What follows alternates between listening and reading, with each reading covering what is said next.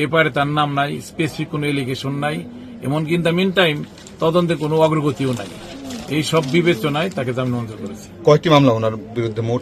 এখন 10টি মামলা, 5টি অ্যাপ্লিকেশনে অলরেডি পেন্ডিং আছে, যেটা কজ লিস্ট আছে এখন শুনানির অপেক্ষায়। ওইটি না হলে তো বের হতে পারবে না এই মুহূর্তে নাকি? আপাতত বের হতে পারবে না, ওটা শুনানি না হবে। আরো 5টি মামলায় আপিল বিভাগে বিচারাধীন থাকায় হ্যাঁ, এখন আর বের হতে পারবে না।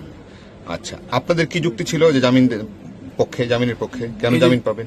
এই যে কথা বললাম, একে তো সে ভদ্র মহিলা, আমাদের 497 এর সাবসেকশন 1 এর যে বেনিফিট, যদি কোনো অসহায় পীড়িত লোক এবং বয়স্ক লোক ভদ্র মহিলা হয়, পর্দানশীল মহিলা হয়, সেক্ষেত্রে জামিনের কনসিডারেশনের একটা স্কোপ আছে। অ্যাট দ্য সেম টাইম সে 9/5/2025 থেকে ভিতরে 269 ডেজ সে ভিতরে আছে।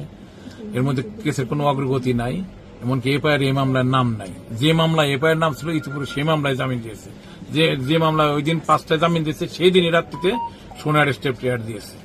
এটা যেটা দিয়েছে সেটা হচ্ছে সে ইমিডিয়েট পাস্ট যে অন্তর্বর্তীকালীন সরকার, সেখানে 167 সাবসেকশন এতে সেখানে বলেছিল বলে কিভাবে সোনের দেখানো হবে, ভায়োলেটিং দ্যাট প্রভিশন সোনের has been given upon her. Okay.